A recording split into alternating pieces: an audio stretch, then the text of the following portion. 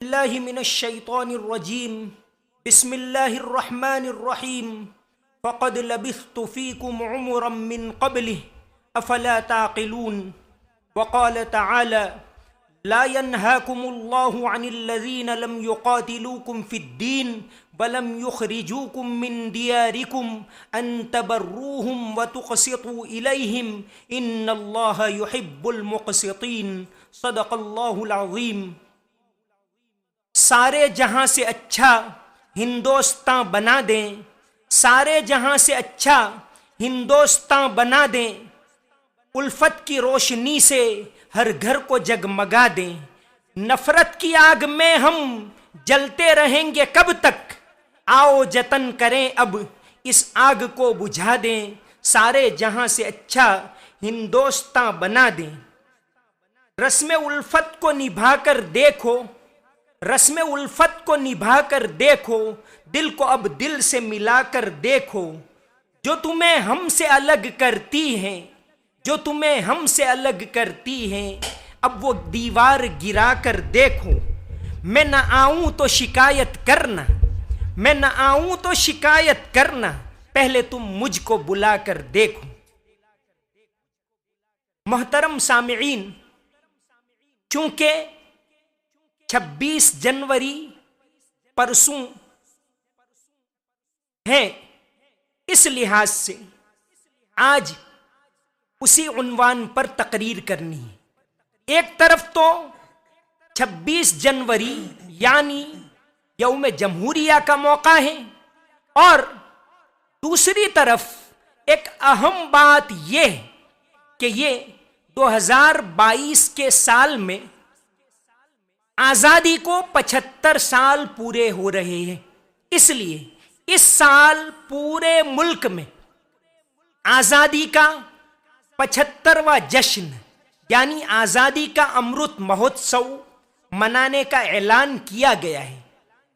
اس موقع کے اوپر یہ بات انتہائی ضروری ہے کہ ملک کے سامنے وہ باتیں آئے کہ کیسے اس ملک کو آزادی حاصل ہوئی، کس طرح یہ ملک انگریزوں کے ظالم پنجے سے چھوٹا، اس کی پوری تاریخ تحقیق کے ساتھ ملک والوں کے سامنے آنی چاہیے۔ اسی بات کو مد نظر رکھتے ہوئے آج ہماری تقریر کا عنوان ہے جنگ آزادی میں قومی ایکتا اور مسلمانوں کا کردار۔ چونکہ 26 جنوری کا موقع ہے، اسی دن ہمارے ملک کا دستور عمل میں آیا، اسی لیے بات دستور سے ہی شروع کریں۔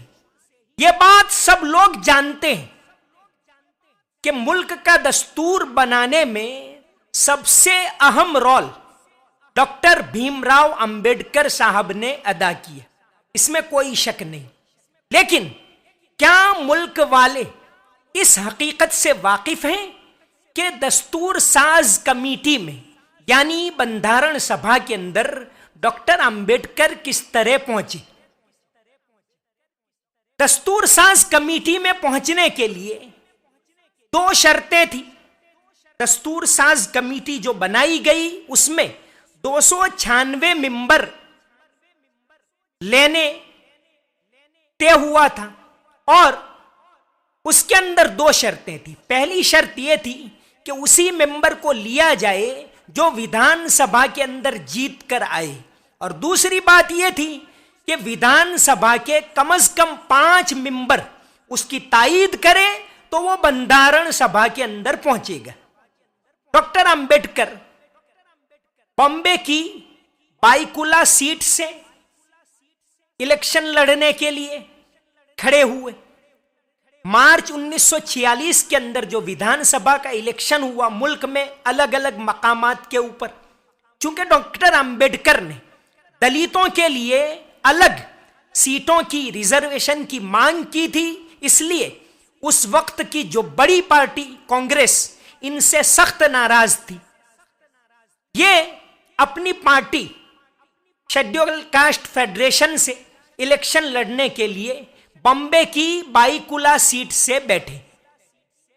ہوا ایسا کہ کانگریس نے ان کے خلاف سخت پرچار کیا اور ڈاکٹر امبیڈکر صاحب بائیکولا سیٹ سے ہار گئے، بلکہ پورے ملک کے اندر مارچ 1946 کے الیکشن میں ڈاکٹر امبیڈکر کی پارٹی کو صرف 2 سیٹیں حاصل ہوئے، ایک اس وقت کے مدراس میں اور دوسری بنگال میں جوگیندر ناتھ منڈل جیتے تھے۔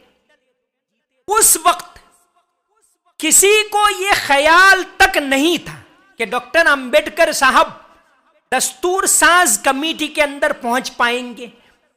خود ڈاکٹر امبیڈکر صاحب کو بھی یہ خیال نہیں ہوگا کہ وہ دستور بنانے والی کمیٹی میں پہنچ پائیں گے، حالانکہ قانون کے بہت بڑے جانکار تھے، لیکن الیکشن ہار گئے۔ اور اس وقت کانگریس کے ایک بہت بڑے نیتا، گجرات کے ایک نیتا نے یہ اعلان کیا کہ ہم نے ڈاکٹر امبیڈکر کے لیے بندھارن سمیتی میں پہنچنے کے دروازے ہی نہیں، کھڑکیاں بھی اور وینٹیلیٹر بھی بند کر دیے۔ یہ کتابوں کے اندر موجود ہے۔ اس وقت بنگال کے اندر ڈاکٹر امبیڈکر صاحب کو بلایا گیا، ڈاکٹر امبیڈکر صاحب الگ الگ لوگوں سے ملے، کانگریس کے مختلف نیتاؤں سے ملے کہ ہمیں دستور ساز کمیٹی میں پہنچنا ہے، لیکن وہ نا امید ہو گئے۔ جوگیندر ناتھ منڈل نے ان کو بلایا کہ آپ بنگال میں آ جائیے، بنگال کے مسلمانوں سے، کیونکہ اس وقت بنگال میں مسلمانوں کی اکثریت، کہا کہ بنگال کے مسلمانوں سے ہم اپیل کریں گے اور آپ کو یہاں سے جیتا کر بندھارن کمیٹی کے اندر پہنچائیں گے۔ ڈاکٹر امبیڈکر کو امید تو تھی نہیں، لیکن وہ کولکتہ کے اندر پہنچے۔ ان کے لیے جیسور کھلنا کی سیٹ خالی کر دی گئی اور جیسور کھلنا کی سیٹ سے ڈاکٹر امبیڈکر صاحب 17 جولائی 1946 کے اندر جیتے۔ اس وقت بھی کانگریس نے ان کے سامنے سبھاش چندر بوس کے بھائی شرد چندر بوس کو الیکشن لڑنے کے لیے بٹھایا، کیونکہ کسی بھی طرح یہ چاہتے نہیں تھے کہ ڈاکٹر امبیڈکر بندھارن سبھا کے اندر پہنچے۔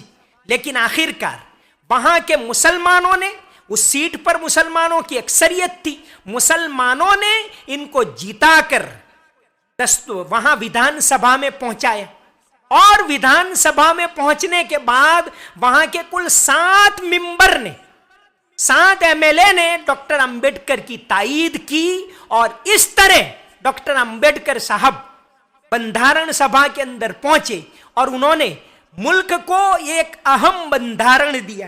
یہ ساری تفصیلات ڈاکٹر سریش مانے مہاراشٹر کے ہیں، ان کی کتاب ہے دا مین ہو کوڈیفائڈ دا انڈین کانسٹیٹیوشن، اور اسی طرح کرسٹوف جعفر لاٹ، ان کی کتاب ڈاکٹر امبیڈکر اینڈ دا انٹچیبلٹی، اس کے اندر یہ ساری تفصیلات موجود ہیں کہ ڈاکٹر امبیڈکر صاحب کیسے بندھارن سبھا کے اندر پہنچے۔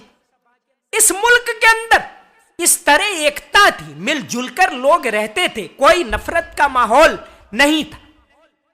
یہ کہا جاتا ہے آج کل کہ مسلمان پاکستان کی تائید کرتے تھے، بالکل نہیں۔ مسلمانوں کی بہت بڑی اکثریت یہ چاہتی تھی کہ اس ملک کی تقسیم نہ ہو۔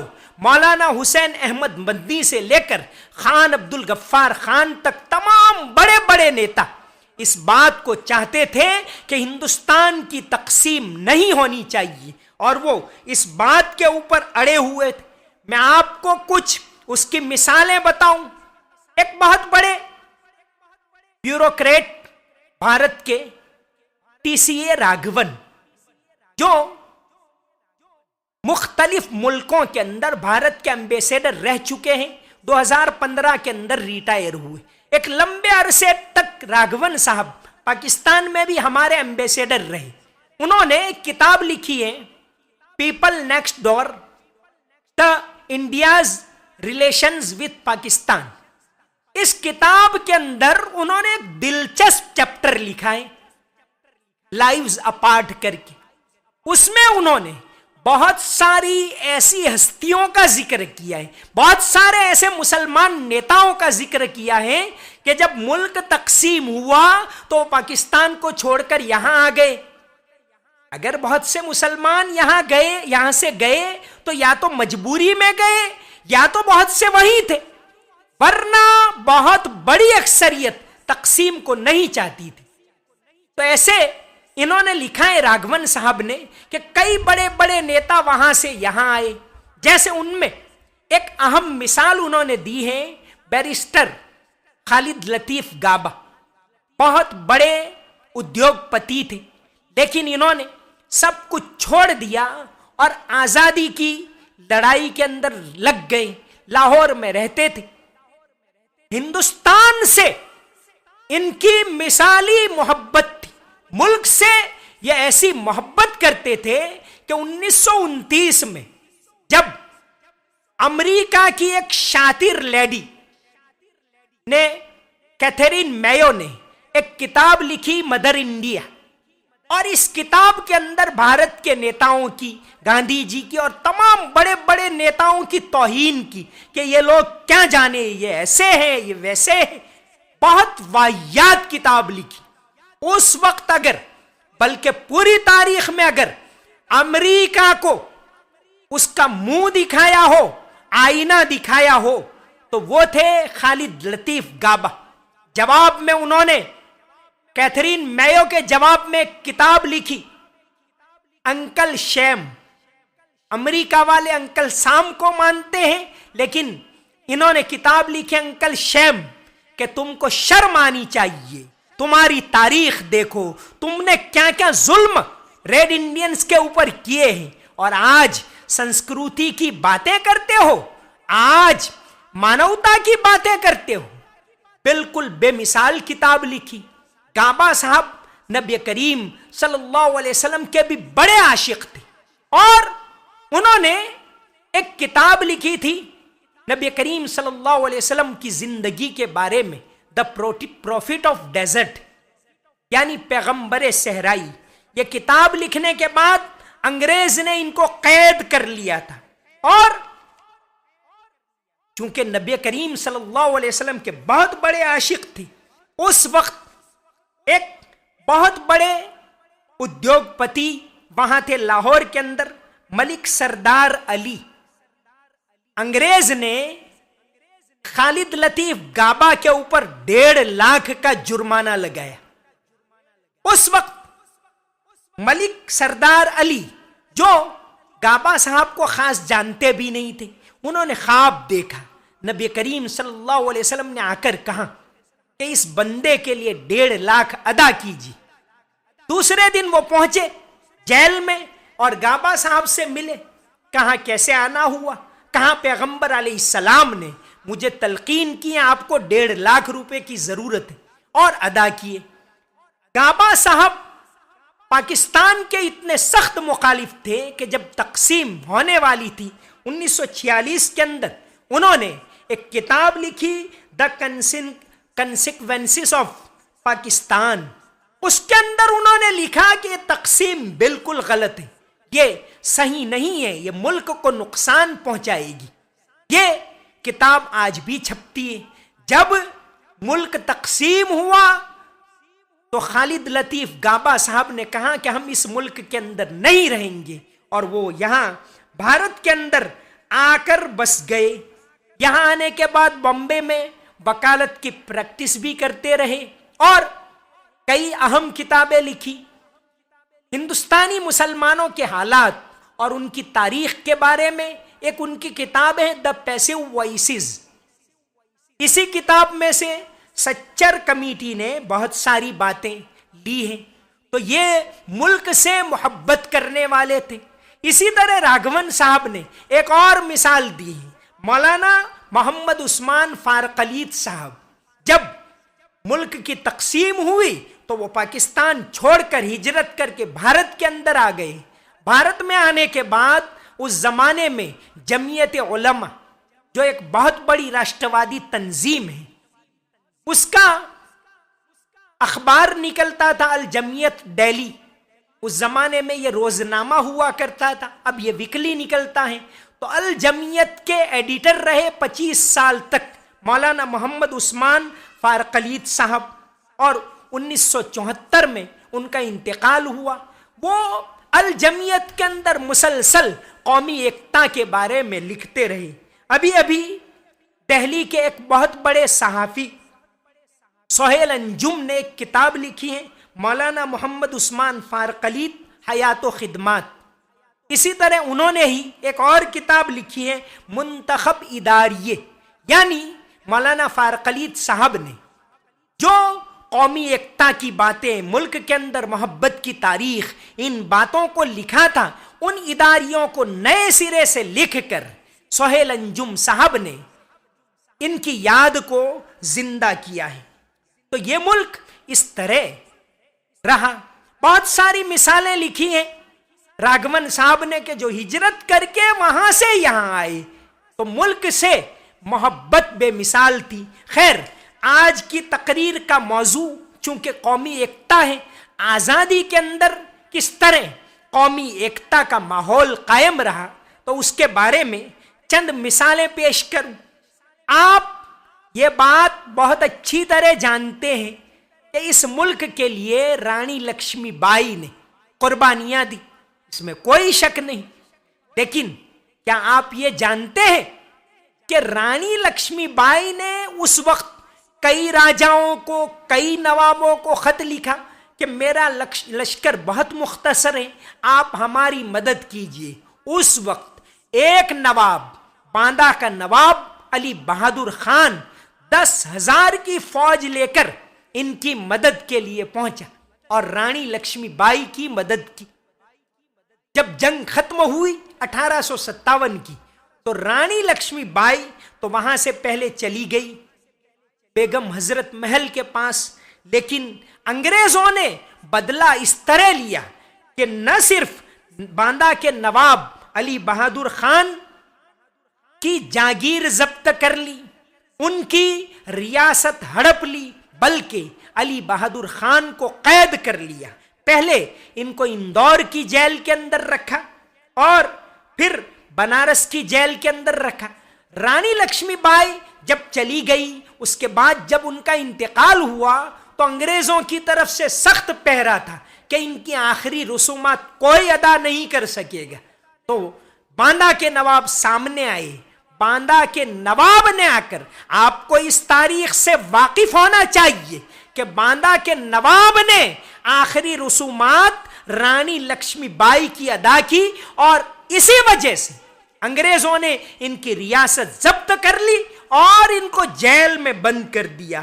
بعد میں بنارس کی جیل کے اندر نواب علی بہادر خان کا انتقال ہوا. تو ہمیں اس تاریخ کو جاننا چاہیے، اس کو اجاگر کرنا چاہیے، اس کو ملک کے سامنے پیش کرنا چاہیے. ایسی مثالیں لانی چاہیے کہ اس ملک کے اندر قومی ایکتا تھی، اتحاد تھا، لوگ مل جل کر رہتے تھے.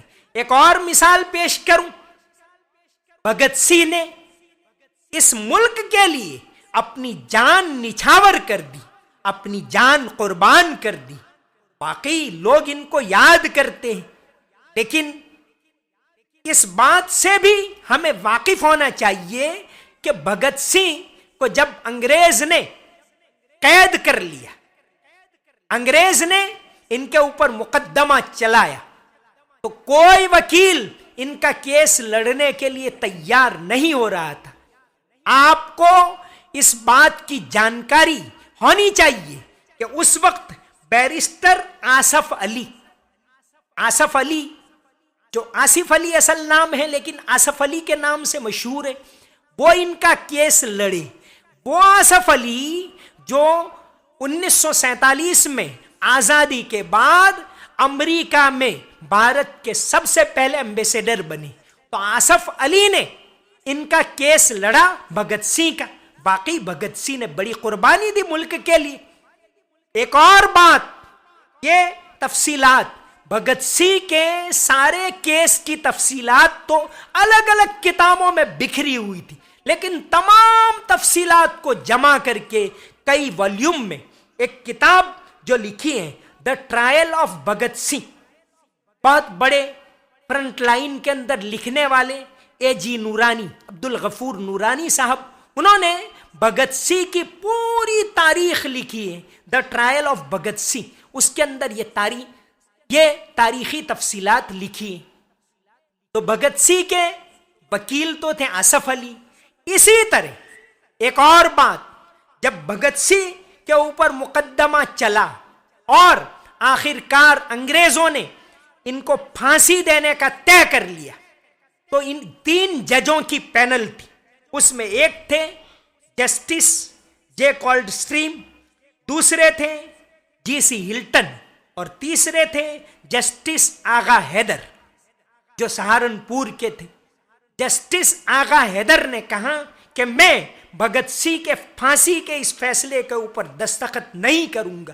بہت زیادہ بحث چلتی رہی، آخر کار جسٹس آغا حیدر نے اپنے عہدے سے استعفیٰ دے دیا، جج کے بڑے عہدے کو ٹھکرا دیا، لیکن انہوں نے بھگت سنگھ کی پھانسی کے اوپر دستخط نہیں کیے۔ آج ملک کو یہ جاننا چاہیے کہ کیسا یہ اتحاد تھا، کس طرح لوگ مل جل کر رہتے تھے، کیسے محبت کا ماحول تھا۔ جسٹس آغا حیدر اس کے بعد اپنے وطن سہارنپور میں ہی رہے، بہت ساری مشکلات کا سامنا کرنا پڑا۔ آخر کار 5 فروری 1947 کو ان کی وفات ہوئی اور سہارنپور کے اندر ہی ان کا مزار ہے۔ تو یہ قربانیاں دی اور یہ قومی ایکتا آزادی کے وقت تھی۔ اس بات کو ہمیں اچھی طرح جاننا چاہیے، اس بات کو معلوم کرنا چاہیے، چونکہ آزادی کو 75 سال پورے ہو رہے ہیں اور اس موقع کے اوپر آزادی کا امرت مہوتسو منایا جائے گا، تو یہ ساری تفصیلات ریسرچ کر کے کتابوں میں سے نکال کر صحیح تحقیق کر کے ملک کے سامنے آنی چاہیے کہ کس طرح ایکتا تھی، کس طرح کندھے سے کندھا ملا کر ملک کے اندر مسلمان، ہندو، سکھ سارے لوگ مل کر آزادی کے لیے لڑے۔ یہ تفصیلات ملک کے سامنے آنی چاہیے۔ آزادی کے بارے میں ایک اور بات بتاؤں، عظیم پریم جی، جن کو ہم آج اس لحاظ سے جانتے ہیں کہ اس وقت پچھلے 2 سال میں جب ملک کے اوپر حالات ہیں تو اس ملک کے اندر روزانہ سب سے بڑا دان کرنے والے اگر کوئی ہیں تو وپرو کمپنی کے عظیم پریم جی، سب کو معلوم ہے۔ عظیم پریم جی کے والد تھے محمد ہاشم پریم جی، بڑے ادیوگ پتی تھے۔ اس وقت جب تقسیم ہوئی تو ان کو پاکستان کی فائنانس منسٹری آفر کی گئی کہ آپ پاکستان میں آ جائیے اور وزیر خزانہ بن جائیے۔ محمد علی جناح نے خط لکھا، ہاشم پریم جی نے کہا ہم کو منظور نہیں ہے، ہم ہندوستان کے اندر ہی رہیں گے۔ یہ مثالیں۔ اسی طرح ایک اور مثال آپ کے سامنے پیش کروں، خان عبد الغفار خان، جن کو بادشاہ خان کے نام سے جانتے ہیں اور جن کو سرحد کے گاندھی کہا جاتا ہے۔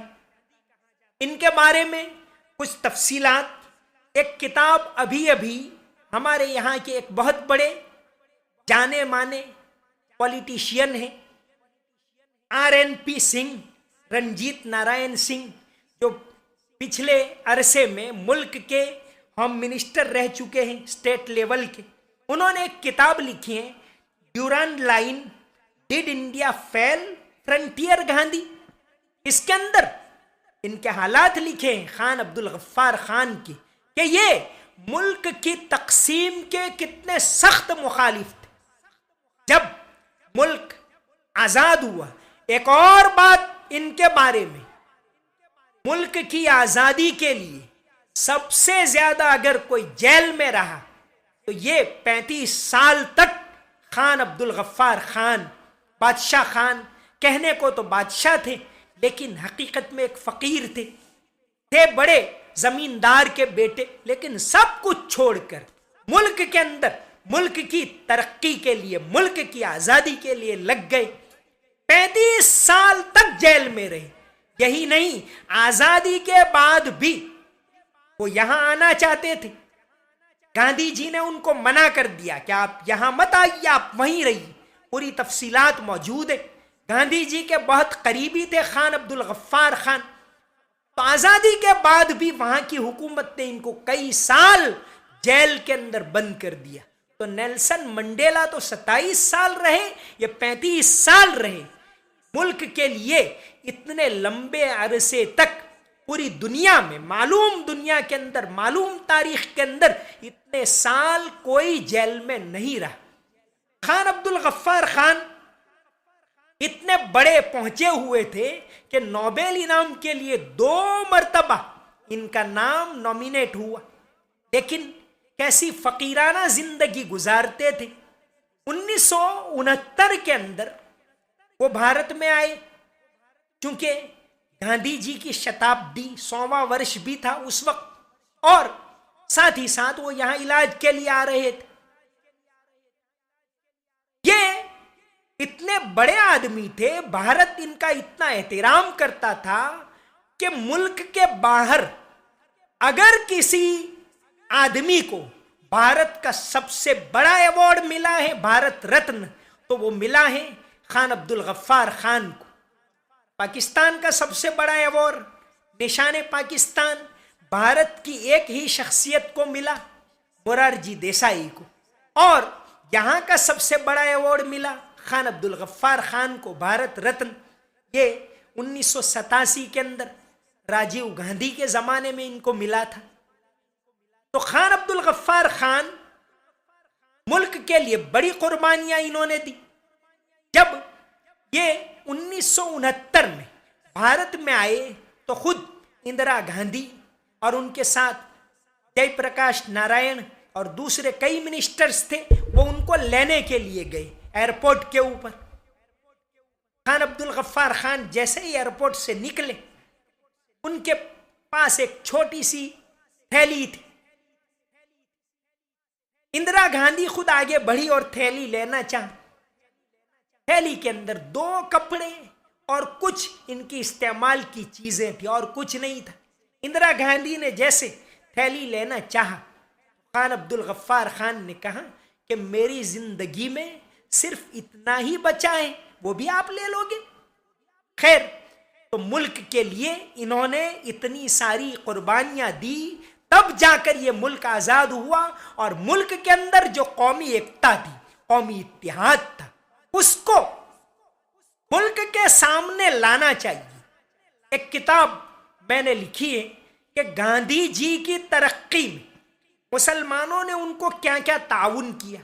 اسی طرح سبھاش چندر بوس جو ایک بہت بڑے نیتا تھے، سبھاش چندر بوس نے جب آزاد ہند فوج بنائی 1942 کے اندر، سب سے پہلے رنگون میں وہ گئے.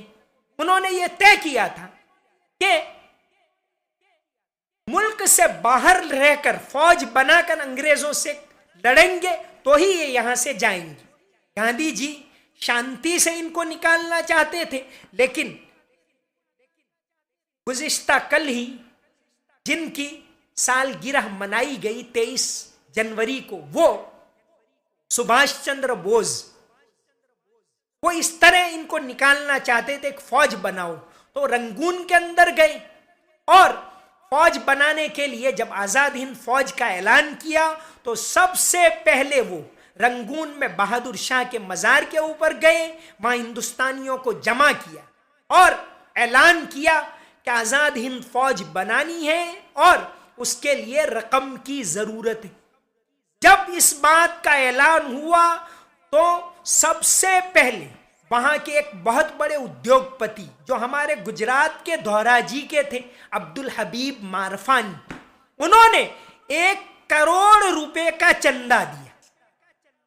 بھارت کی آزادی کی تاریخ میں اگر سب سے بڑا کوئی چندہ اس زمانے کے 1 کروڑ، آج سے 70-75 سال پہ 80 سال پہلے 1942 میں عبد الحبیب مارفانی نے 1 کروڑ روپے دیے.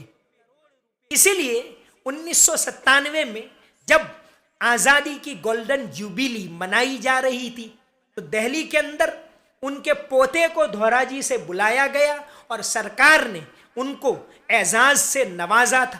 تو سب سے بڑا دان کچھ عرصے پہلے ہمارے ملک کے وزیر اعظم نے بھی وہ من کی بات پروگرام کے اندر خاص ذکر کیا تھا عبدالحبیب مارفانی کا.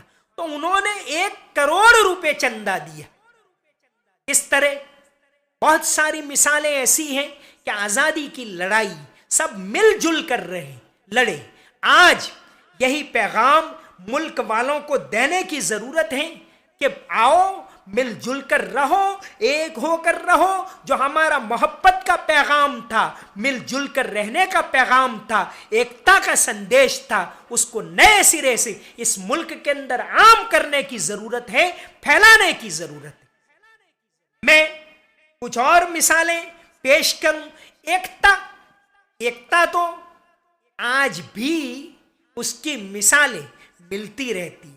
ابھی میں گودرا کے اندر ہی اس کے بارے میں ریسرچ کر رہا تھا, تو میں نے دیکھا کہ گودرا میں ہمارا مسلمانوں کا ایک بہت پرانا دواخانہ ہے, شیخ انجمن چیریٹیبل ٹرسٹ کا.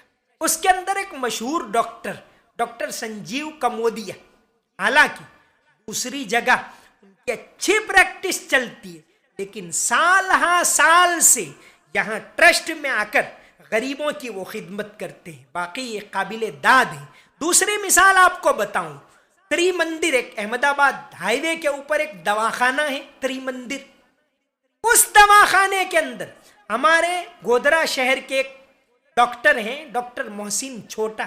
وہ پچھلے ایک عرصے سے وہاں جاتے ہیں اور خدمت دیتے. تو انسانیت کی خدمت, بیماروں کی خدمت, اس میں کوئی مذہب رکاوٹ نہیں ہے. یہ تو انسانیت کی خدمت ہے. یہ قومی ایکتا کا پیغام اسی سے جاتا ہے. بہرحال میں بات کر رہا تھا آزادی کی لڑائی کی. اب آپ کے سامنے ایکتا کی 2 اور مثالیں پیش کروں, پھر اس کے بعد 2 اہم واقعات پیش کروں گا انشاءاللہ.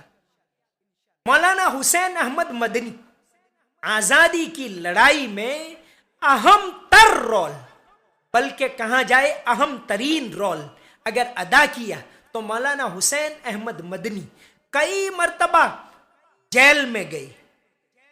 جب ملک آزاد ہو گیا 1953 کے اندر, ان کو ہندوستان کی سرکار نے ایوارڈ پیش کیا پدم وبھوشن. مولانا حسین احمد مدنی نے فرمایا کہ ہم نے آزادی, ہماری ذمہ داری ہے اس ملک کے لیے, اس لیے ہم لڑائی میں شریک ہوئے. تو آپ معاف کیجئے, ہم اس کے لیے ایوارڈ نہیں لیں گے. اور آپ نے ایوارڈ لینے سے منع کر دیا. جیسے مولانا سعید احمد اکبر آبادی نے آزادی کے بعد ان کو پینشن دینے کا اعلان کیا گیا, تو انہوں نے کہا ہم پینشن نہیں لیں گے, اس کے لیے تو ہم نے آزادی لڑی نہیں ہے.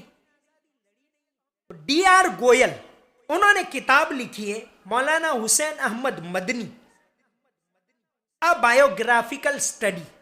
اس کتاب کے اندر مولانا مدنی کے کئی ایسے واقعات لکھے. اس میں ایک واقعہ لکھا ہے, ایک مرتبہ اس وقت کے ریلوے منسٹر, جو بعد میں ہمارے پرائم منسٹر بنے, ریلوے منسٹر لال بہادر شاستری, اور ان کے ساتھ تھے ڈیفنس منسٹر مہاویر تیاگی. دیوبند کے اندر گئے. دیوبند میں جا کر مولانا پڑھا رہے تھے, تو وہاں اسٹوڈنٹ کے ساتھ نیچے بیٹھ گئے. مولانا نے فرمایا, لال بہادر شاستری صاحب سے کہ آپ اوپر آ جائیے پلیز. اس وقت لال بہادر شاستری نے کہا, مولانا صاحب شاید آپ بھول گئے, لیکن میں نہیں بھولا. جب ہم جیل میں تھے تو آپ بڑے ودوان ہو, بڑے جانکار ہو. جیل میں اسی طرح ہم نیچے بیٹھتے تھے اور آپ ہم کو نصیحت کرتے تھے, انسانیت کی باتیں کرتے تھے. مجھے وہ باتیں یاد آتی ہیں تو آپ مجھے نیچے ہی بیٹھنے دیجیے.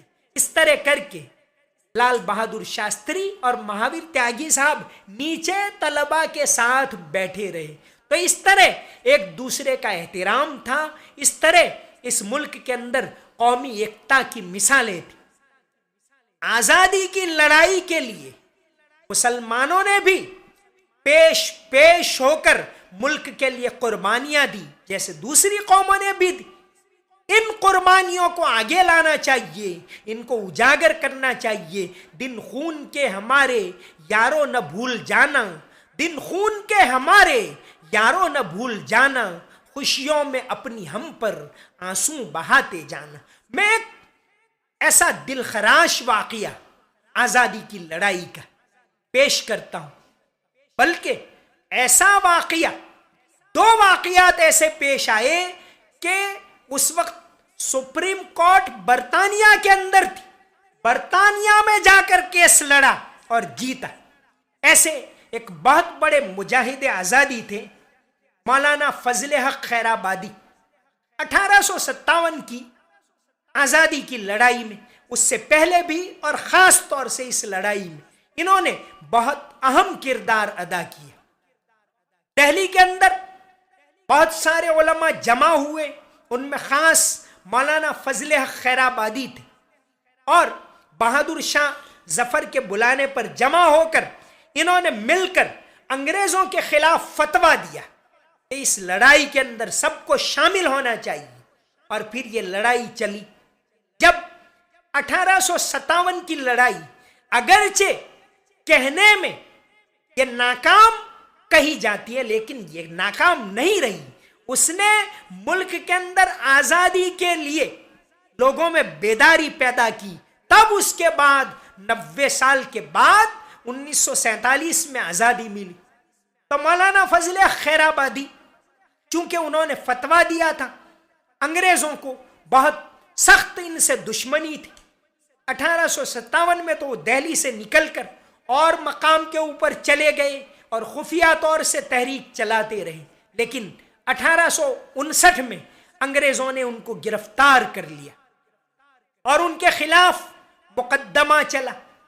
مقدمہ چلانے کے بعد ان کو کالا پانی کی بھیانک سزا دی اور ان کو دیش سے نکال کر دور انڈمان کے بھیانک جزائر کے اوپر قید کر لیا گیا. وہاں یہ چلے گئے. کئی بڑے بڑے علماء کو، بڑے بڑے نیتاؤں کو، مسلمانوں کو، غیر مسلموں کو انگریزوں نے دور دراز ان ٹاپوؤں کے اوپر بھیج کر کالا پانی کی، جس کو سزا کہی جاتی تھی. بہت بھیانک جزیرے تھے اس زمانے میں. مولانا محمد جعفر تھانے سری جو مولانا فضل حق خیر آبادی کے بعد وہاں بھیجے گئے انڈمان میں، اور 19 سال تک 1864 سے 1883 تک مولانا جعفر تھانے سری وہاں رہے. انہوں نے وہاں کے حالات لکھے کہ انگریز کیسی کیسی سزائیں دیتے تھے. اس کتاب کا نام ہے، مولانا جعفر تھانے سری نے جو کتاب لکھی ہے کالا پانی یا تواریخ عجیب، اس نام سے کتاب لکھی ہے. خود مولانا فضل خیر آبادی نے الثورۃ الہندیہ نام کی کتاب لکھی ہے کہ انگریز وہاں ان کو کیسی کیسی ایذائیں دیتے تھے. اس کتاب کو پڑھیں تو رونگٹے کھڑے ہو جائیں. اس طرح کی سزائیں انہوں نے اس ملک کی آزادی کے لیے جھیلی. مولانا فضل خیر آبادی، مولانا محمد جعفر تھانے سری، ایک اور بڑے اسکالر، بڑے بڑے ادیب، بڑے بڑے علماء کو قید کر لیا تھا. ان میں ایک تھے مولانا عنایت احمد کاکوروی. وہاں جیل میں رہ کر انہوں نے ایک کتاب لکھی تھی علم الصیغہ.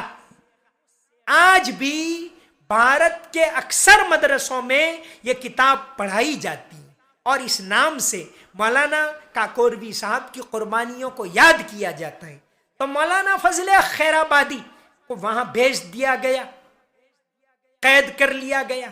مولانا کے بیٹے مولانا عبدالحق خیر آبادی، جن کو شمس العلماء کا خطاب ملا تھا، انہوں نے یہ طے کیا کہ ہم انگریز کے سامنے یہ کیس لڑیں گے. مولانا عبدالحق خیر آبادی شمس العلماء، وہ بھی بڑے ادیب تھے. پھر ان کے بیٹے مستر خیر آبادی، وہ بھی بہت بڑے شاعر گزرے ہیں.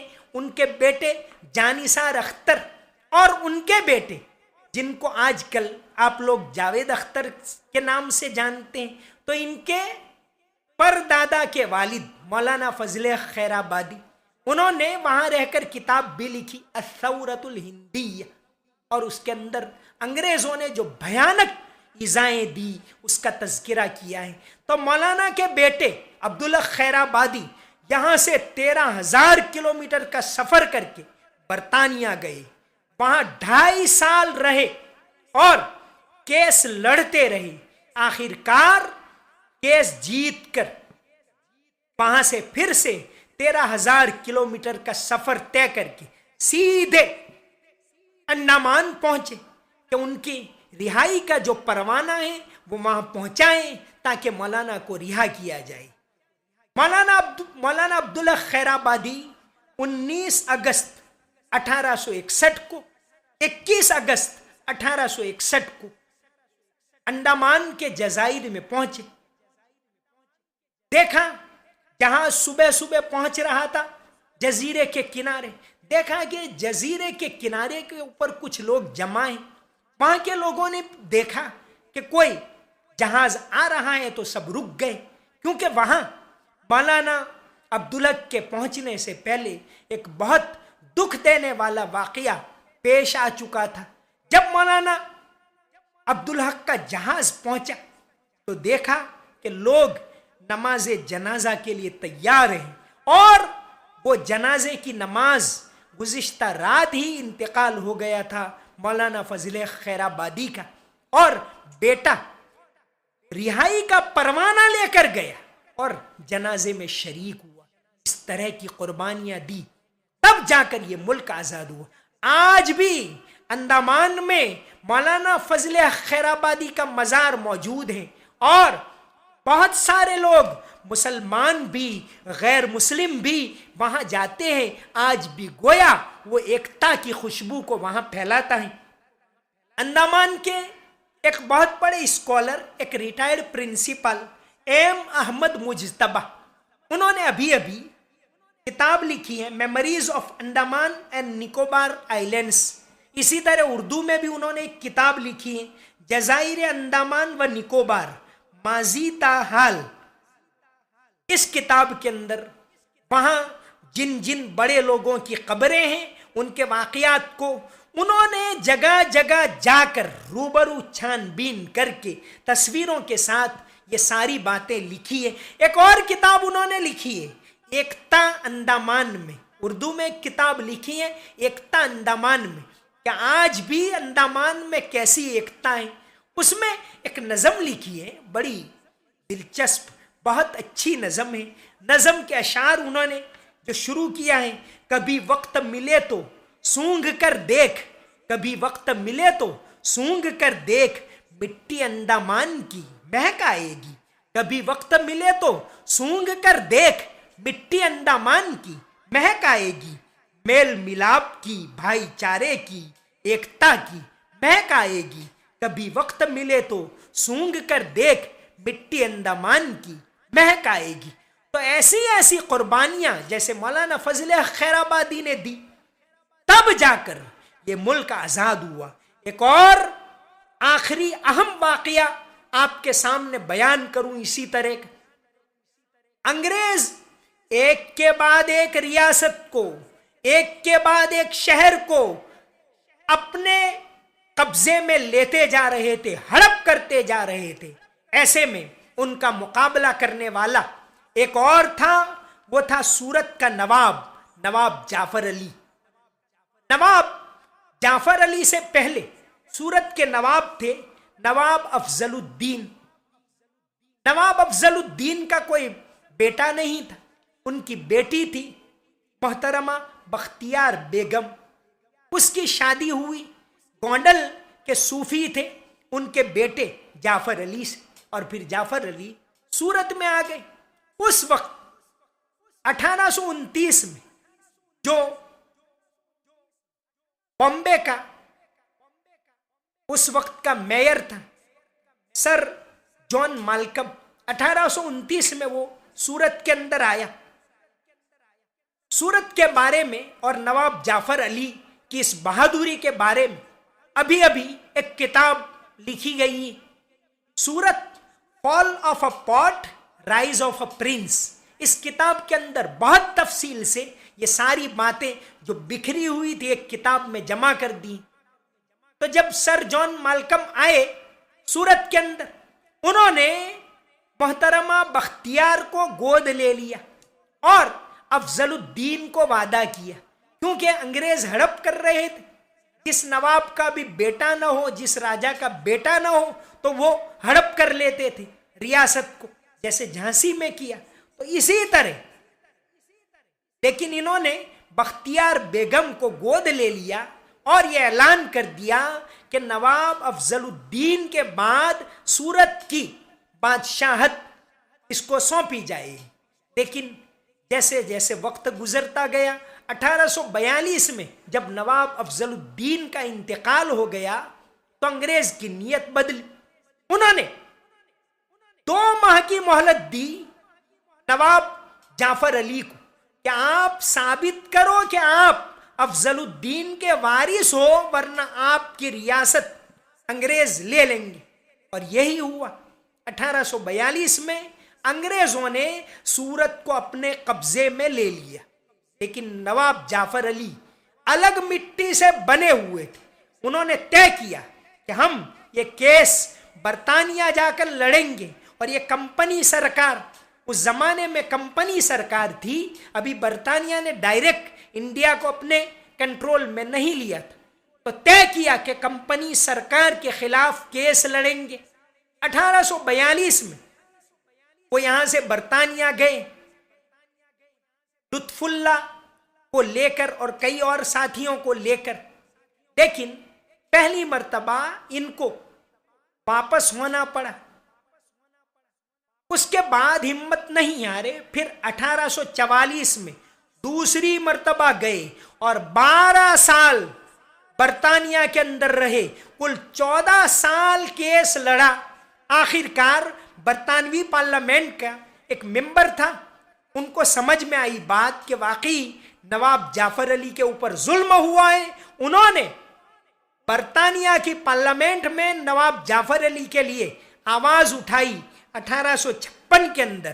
آخر کار برطانیہ کی پارلیمنٹ میں ووٹنگ ہوئی اور اس ووٹنگ کے اندر نواب جعفر علی کے حق میں 213 ووٹ پڑے اور وہ جیت کر 14 سال کے بعد اپنی ریاست کو جیت کر دوبارہ صورت میں آئے. تاریخ کے اندر ایسی مثال نہیں ملتی، بہت کم مثالیں ملتی ہیں. جیسے بادشاہ اور نواب ہو اور خود شہید ہوا ہو، ایسے ٹیپو سلطان ہیں تو جنہوں نے نواب نے برطانیہ جا کر، برطانیہ میں رہ کر، وہاں کی کورٹ میں لڑ کر اگر ہرایا ہو تو وہ تھے سورت کے نواب جعفر علی. اس تاریخ کو ہمیں یاد کرنا چاہیے، ایسی تاریخ کو ہمیں یاد رکھنا چاہیے. یہ ابھی تو پرسوں یوم جمہوریہ ہے، ریپبلک ڈے ہے، لیکن یہ پورا سال ہے وہ آزادی کے جشن کے طور پر منایا جائے گا. تو میں نوجوانوں سے، تمام سے، مسلمانوں سے بھی، غیر مسلموں سے بھی اس بات کی اپیل کرتا ہوں کہ ہماری تاریخ اس طرح کی مثالوں سے بھری ہوئی ہے، ایکتا سے، اتحاد سے، میل جول سے، انسانیت سے، انسانیت کی خدمت سے اس تاریخ کو ہم اجاگر کریں، ملک والوں کے سامنے لائیں. یہ ملک محبت کا ملک تھا، یہ ملک مل جل کر رہنے کا ملک تھا. اس ملک نے دنیا کو انسانیت کا پیغام دیا. تو آزادی کی جو 200 سال کی لڑائی ہے، 1757 میں سراج الدولہ کی لڑائی سے لے کر 1947 تک قدم قدم کے اوپر سینکڑوں اس کی مثالیں دی جا سکتی ہیں جب مل جل کر لڑے اور جیت حاصل کی. 1947 میں یہ ملک آزاد ہوا، 75 سال پورے ہوئے. نئے سرے سے آزادی کے اس پیغام کو، ایکتا کے اس پیغام کو اس ملک کے اندر عام کرنے کی ضرورت ہے. ان کا جو کام وہ اہل سیاست جانے، ان کا جو کام وہ اہل سیاست جانے میرا پیغام محبت ہے جہاں تک پہنچے، وما علینا الا البلاغ المبین۔